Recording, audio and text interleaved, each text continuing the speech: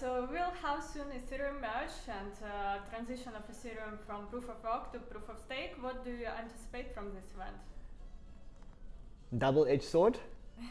First one, I think it's the biggest and most positive event ever to happen to crypto. Why? Because up until now, institutional money that didn't come into crypto had a few excuses. The first excuse was Bitcoin eats a lot of electricity. Second excuse is you can't do anything with Bitcoin except send money from one person to another person. Third criticism to Bitcoin is that it's really bad for the environment and you can't earn a yield. So those are the three criticisms for Bitcoin. Bad for the environment, doesn't do anything, can't earn yield. You basically can earn yield. You can't really. We've just realized that all the yield was we just realized that it was all a big Ponzi scheme, right? So Ethereum merges, and all of a sudden what you've got in the market is you've got a very liquid big asset which institutions can trade. The asset can do a lot of things. Decentralized finance, can do NFTs, has multiple uses, is completely ESG friendly because 99.95% of the emissions are cut and you're not using carbon emissions and whatever else. It's deflationary, but really deflationary. Like literally every year there's a less and less supply, which is the opposite of Bitcoin, which increases at X% per year. And the best thing is that you can earn yield on this asset by just staking, and real yield between 5 and 15%. That's serious fucking yield. Sorry, I don't know if I'm allowed to say that. So that is the most exciting thing to ever happen to crypto since the Satoshi block was mined. The downside is that we are 1 month away, 1 month and 1 week away.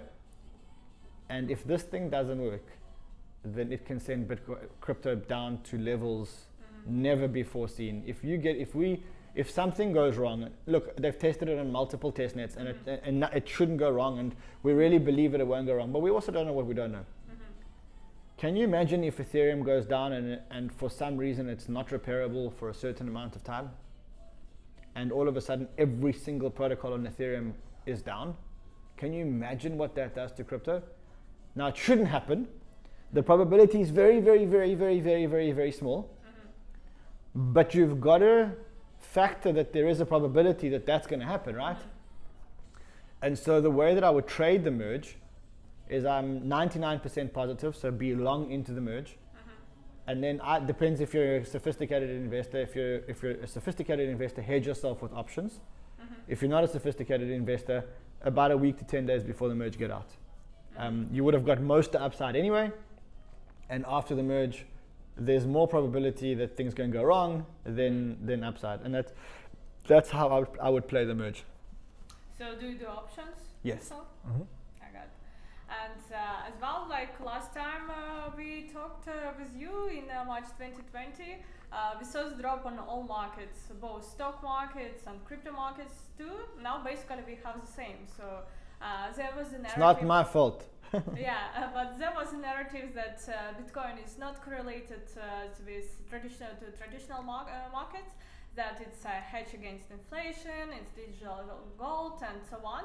But still, we see now another trend. It's still much correlated with traditional markets. Bitcoin is very correlated to traditional markets. The narrative that it's not correlated is absolute garbage. I said it then. It was a big narrative from Anthony Pompliano, and I said it's not. It is very much a correlated asset.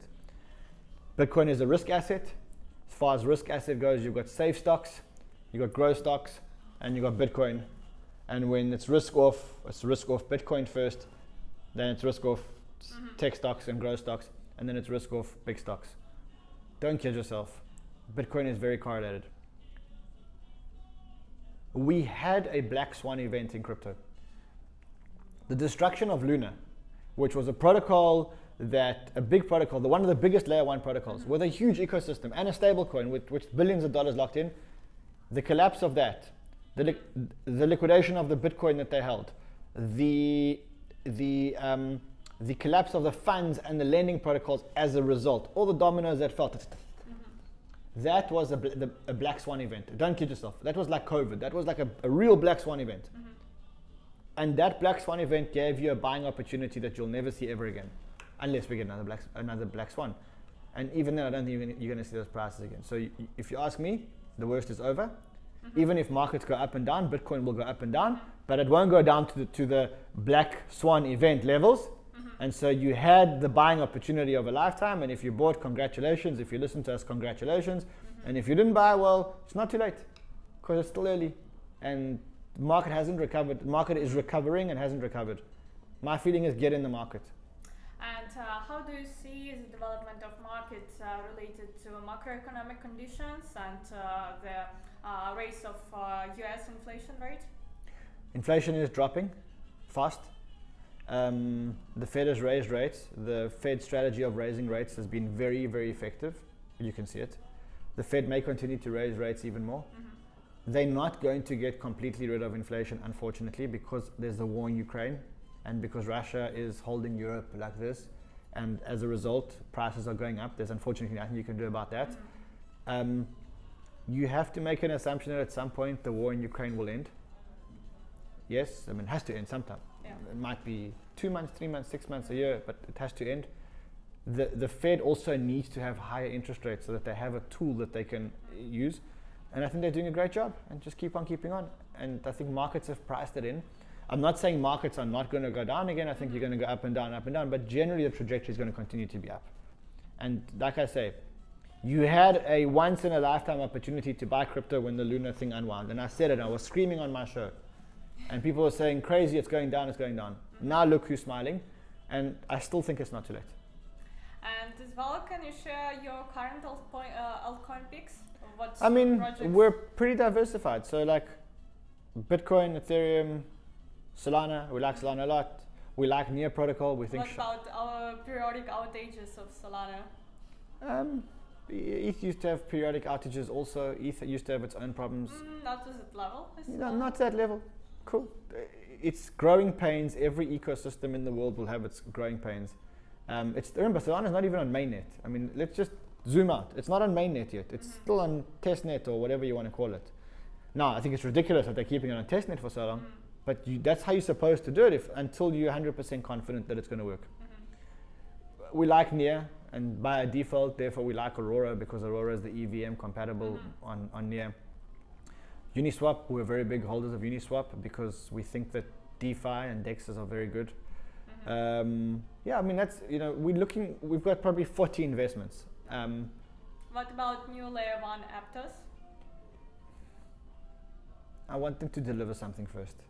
I think it's a lot of hype and a lot of smart people, and I'm going to sit and I'm going to watch until they actually deliver something, and then I'll make a decision. Too much hype for me. Yeah, that's true. $3 billion valuation. Yeah. Really? What have you got? Yeah, they just started. Not for me. Yeah. Not yet. But I'm going to give it a chance.